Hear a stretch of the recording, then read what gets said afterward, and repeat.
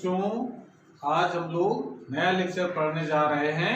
आज हम चैप्टर 1 का लेक्चर नंबर 3 पढ़ेंगे और आज पढ़ेंगे दर्पण के बारे में, यानी मिरर के बारे में पढ़ेंगे। ठीक है, मिरर क्या होता है, कितने प्रकार के होते हैं और मिरर को कैसे बनाया जाता है। तो हेडिंग लगाइए और नोट्स बनाना शुरू कर दें। दर्पण और इसकी परिभाषा देखिए। दर्पण क्या है? एक चिकना कोई भी तल या कोई भी पृष्ठ जो चिकना हो, ऐसा चिकना हो कि उस पर जो प्रकाश गिरे वो सब क्या हो जाए, परावर्तित हो जाए, यानी उससे टकरा करके वापस लौट जाए। ऐसे तल को हम कहते हैं दर्पण। ठीक है, यानी कोई भी चिकना पृष्ठ हो सकता है ये, लेकिन बस शर्त है कि वो ऐसा चिकना पृष्ठ हो कि उस पर गिरने वाला जो प्रकाश है वो सब परावर्तित हो जाए, यानी वापस लौट जाए टकराने के बाद, पारगमित ना हो, यानी दूसरी तरफ ना निकलने पाए। ऐसे हम पृष्ठ को दर्पण कहते हैं। तो उस जो पृष्ठ हमारा होता है, जो तल होता है, जिसको हम लोग चिकना तल कह रहे हैं, उस तल को कहा जाता है परावर्तक पृष्ठ। ठीक है, तो परिभाषा क्या लिखेंगे इसकी? देखिए, वह चिकना व चमकदार, वह चिकना व चमकदार तल, वह चिकना व चमकदार तल जिस पर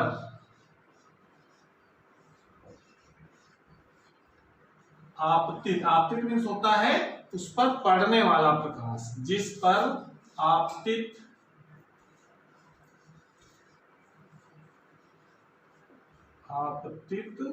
प्रकाश, आपतित तो समझ गए ना? आपतित का मतलब उस पर जो प्रकाश गिर रहा है उसको कहते हैं आपतित प्रकाश। जिस पर आपतित प्रकाश का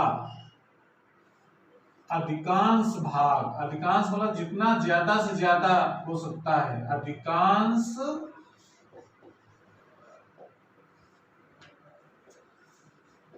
भाग परावर्तित हो जाता है।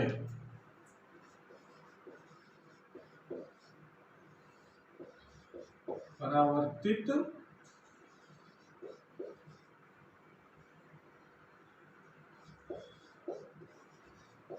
हो जाता है, दर्पण कहलाता है। दर्पण कहलाता है। ठीक है, यानी परिभाषा क्या लिखेंगे हम लोग? वह चिकना व चमकदार तल जिस पर आपतित प्रकाश का अधिकांश भाग परावर्तित हो जाता है, यानी उससे टकरा करके वापस लौटता है, तो ऐसे तल को दर्पण कहते हैं। ठीक, इस चिकने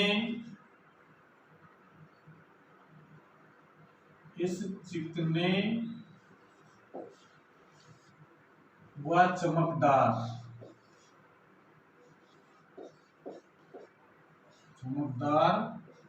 तल को परावर्तक तल कहते हैं, या परावर्तक पृष्ठ। परावर्तक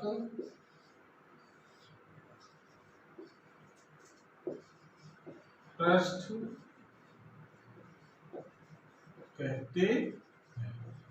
ठीक है, ये तो होगा कोई भी चिकना पृष्ठ हो सकता है। आप देखिए, ये कई प्रकार के होते हैं। इस तरीके के दर्पण जो है वो कई प्रकार के हो सकते हैं। वो डिपेंड करता है कि जो परावर्तक पृष्ठ है, यानी जो चिकना वाला पृष्ठ है, वो उसका आकार कैसा है। ठीक है ना? तो नीचे लिख सकते हैं, दर्पण दो प्रकार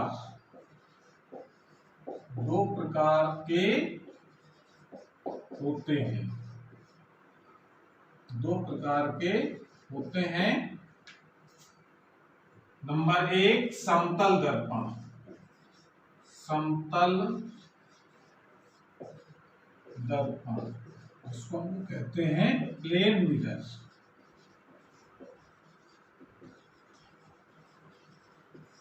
प्लेन मिरर दूसरा होता है गोली दर्पण।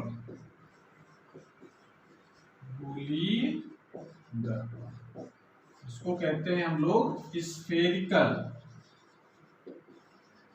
Spherical mirror. ठीक है, ये दो प्रकार के हो गए। तो पहले जरा हम समतल दर्पण के बारे में पढ़ते हैं कि समतल दर्पण हम इसे कहेंगे। तो हेडिंग लगाइए समतल दर्पण। नंबर 1 समतल दर्पण। ये इसमें वह दर्पण, नाम से ही पता चल रहा है कैसा दर्पण होना चाहिए। वह दर्पण लिख लीजिए, फिर बताते हैं। वह दर्पण जिसका परावर्तक पृष्ठ, परावर्तक पृष्ठ का मतलब चिकना जो पृष्ठ है जहां से प्रकाश का परावर्तन होना है, तो वह दर्पण जिसका परावर्तक पृष्ठ समतल होता है, समतल होता है, समतल दर्पण कहलाता है। समतल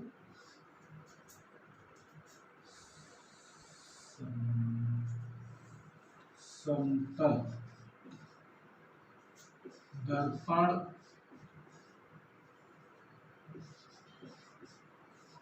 कहलाता है।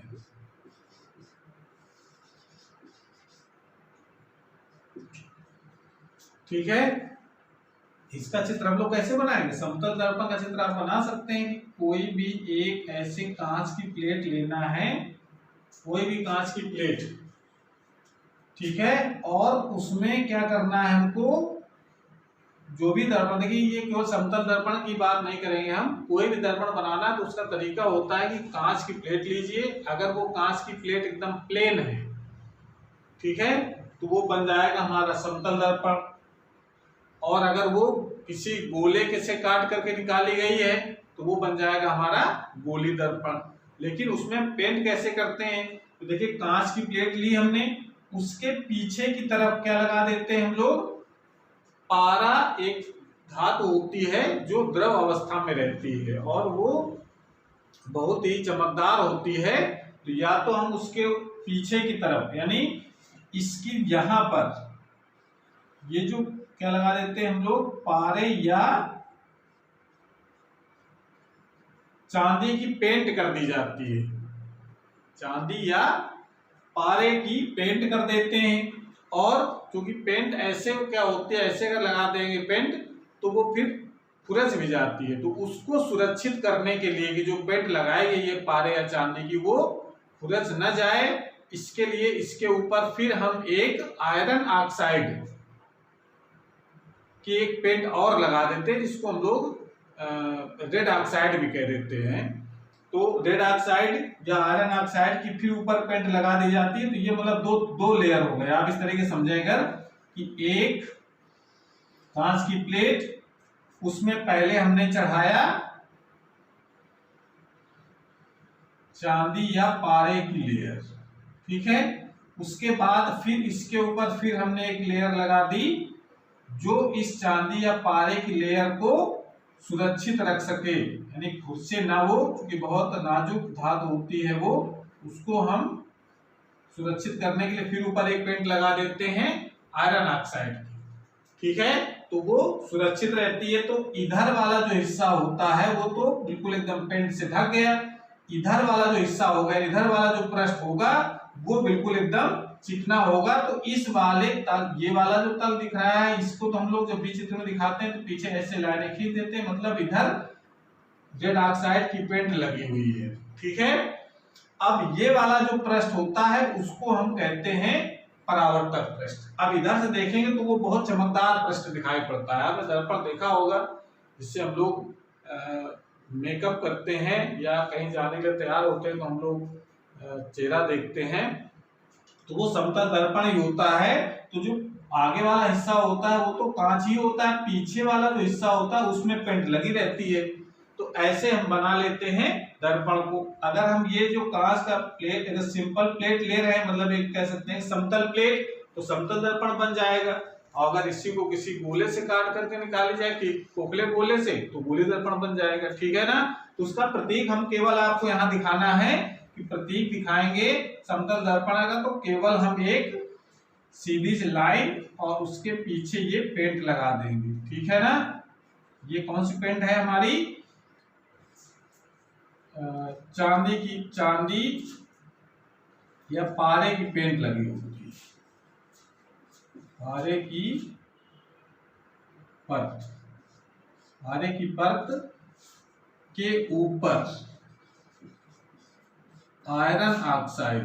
परत के ऊपर आयरन ऑक्साइड की पेंट लगा देते हैं।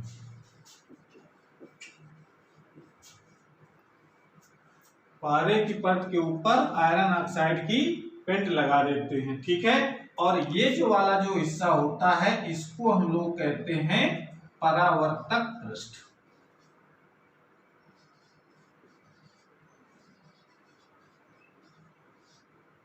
इसको हम परावर्तक पृष्ठ बोलते हैं। ठीक है।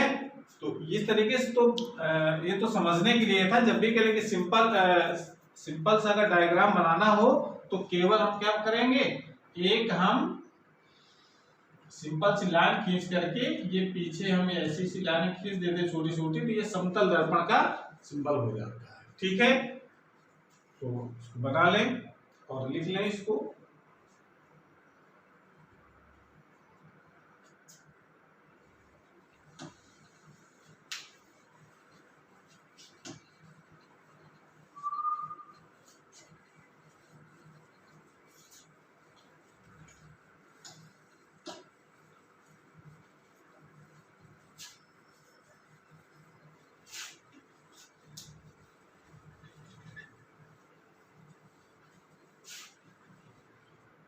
अब दूसरे ना लिए गोलीय दर्पण।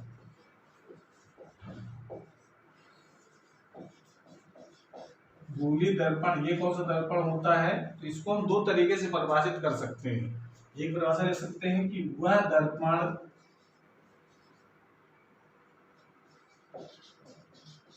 दर्पण जिसका परावर्तक पृष्ठ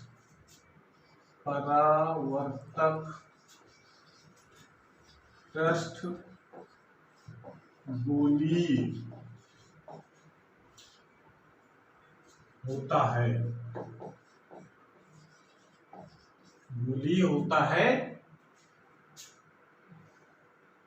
गोलीय दर्पण कहलाता है। गोलीय दर्पण कहलाता।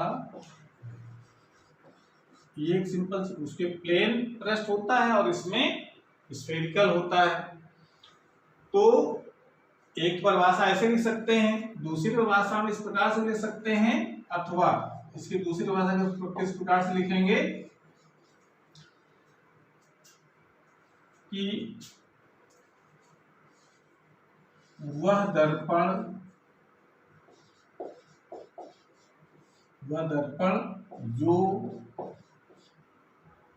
जो किसी कांच के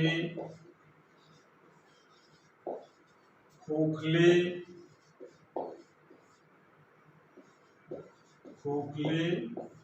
गोले से काट कर बनाया गया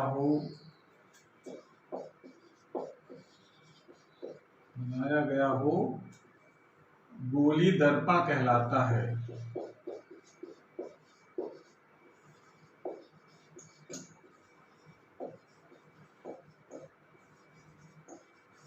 गोलीय दर्पण कहलाता है। तो दोनों में से कोई एक परिभाषा आप लिख सकते हैं इसकी, वह दर्पण जो किसी कांच के खोखले गोले से काट करके बनाया गया हो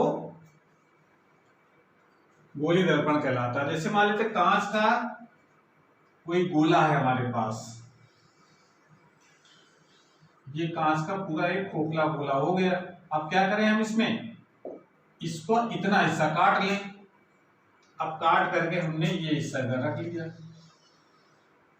ठीक है। अब देखो ये हिस्सा जो हमने काट कर, ये गोला है, कोई वृत्त नहीं है, ठीक है ना। जब हम उसको गोला काटेंगे तो एक कटोरी जैसी आकृति दिखेगी हमको, तो वो धंसा हुआ वाला भाग भी होगा और उभरा हुआ वाला भाग भी होगा उसमें। तो अब देखिए हम ये जो कांच का जो गोले से काट करके निकाला गया है, तो उसमें पेंट जो लगाएंगे हम, वो पेंट इधर भी लगा सकते हैं और इधर भी लगा सकते हैं।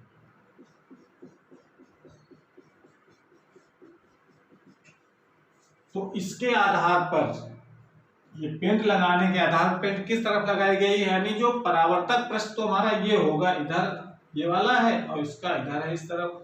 तो जो परावर्तक पृष्ठ है वो किस टाइप का है, धंसा हुआ है कि उभरा हुआ है, उसके आधार पर गोली दर्पण दो प्रकार के हो जाते हैं, ठीक है। तो इसको हम लोग लिखेंगे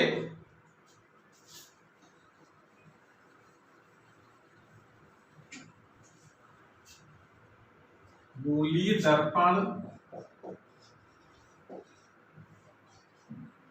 दो प्रकार के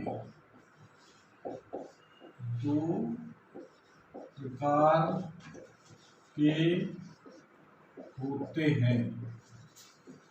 नंबर 1 अवतल दर्पण। अवतल दर्पण जिसको कहते हैं हम लोग कॉनकेव मिरर, और दूसरा होता है उत्तल दर्पण।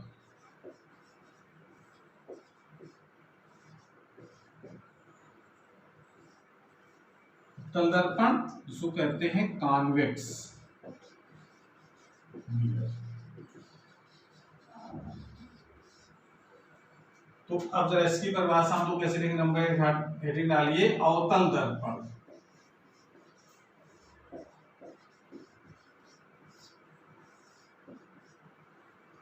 वह गोली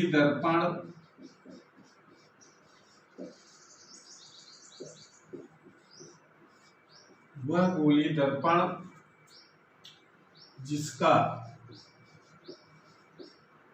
परावर्तक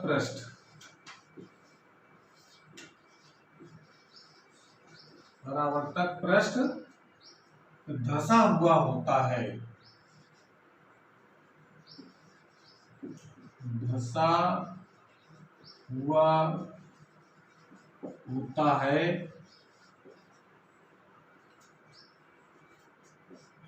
अवतल दर्पण कहलाता है।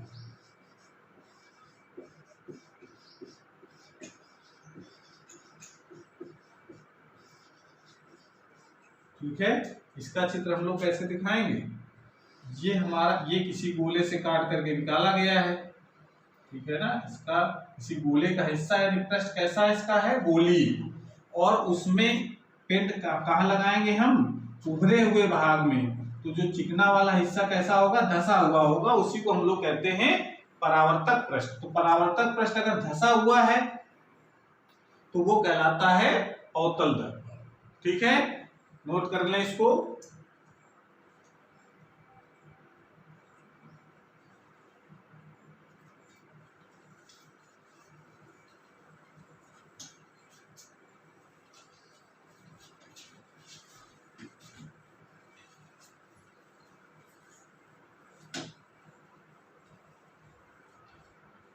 और दूसरा है उत्तल दर्पण।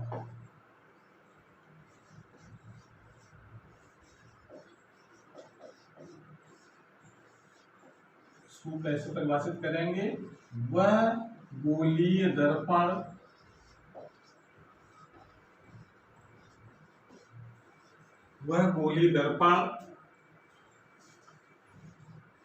जिसका परावर्तक पृष्ठ जिसका परावर्तक पृष्ठ उभरा हुआ होता है, उभरा हुआ होता है, उत्तल दर्पण कहलाता है। उत्तल दर्पण कहलाता है। अब देखो ये इसको हम लोग इस प्रकार से बना सकते हैं। ये हमारा एक है गोलीय पृष्ठ, इसको इसी गोले से काट करके निकाला गया है, ठीक है। इसमें अगर हम धसे हुए भाग की तरफ अगर पेंट लगा दें तो उभरा हुआ पृष्ठ कैसा हो जाएगा, चमकदार, जिसको हम लोग परावर्तक पृष्ठ कहते हैं। तो इसका मतलब परावर्तक पृष्ठ अगर उभरा हुआ है तो उसको हम लोग कहते हैं उत्तल दर्पण, ठीक है। इसको बना लें।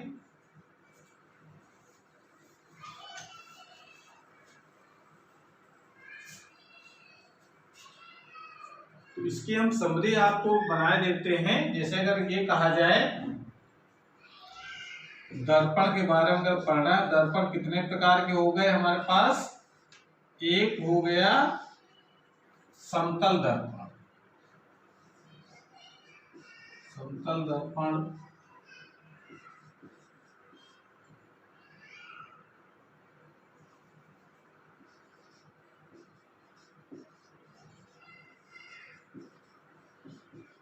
समतल दर्पण, और दूसरा हो गया है, दूसरा होता है गोलीय दर्पण।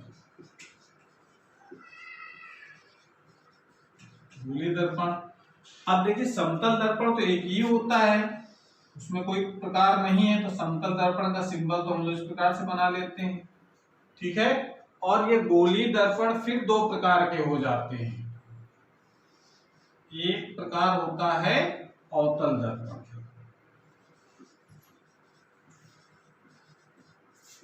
जिसका चित्र हम लोग बनाते हैं सिंबल इस प्रकार से। देखिए छोटी सी जगह है, छोटा चित्र बना ले रहे हैं ऐसे। और एक होता है उत्तल दर्पण, और उसको हम लोग बनाते हैं इस प्रकार से, ठीक है। तो इस प्रकार से दर्पण के बारे में हमने पूरी जानकारी आपको कर दी है। और अगली क्लास में हम लोग जो दर्पण के सामने कोई वस्तु रखी जाती है तो उसका प्रतिबिंब कैसे बनता है, और प्रतिबिंब जो बनते हैं वो कितने प्रकार के होते हैं, तो ये हम लोग अगले वाले वीडियो में पढ़ेंगे। और ये वीडियो हमारा आपको कैसा लगा, हमारा ये वाला वीडियो, उसके बारे में जरूर कमेंट्स करके बताएं हमको। और अगर वीडियो अच्छा लगा हो तो लाइक करें, और अगर ये चैनल हमारा अगर सब्सक्राइब नहीं किया अभी तक तो चैनल को सब्सक्राइब भी करें, जिससे नए जो वीडियो अपलोड हों उसका नोटिफिकेशन आपके पास सबसे पहले पहुंच जाए। Thank you.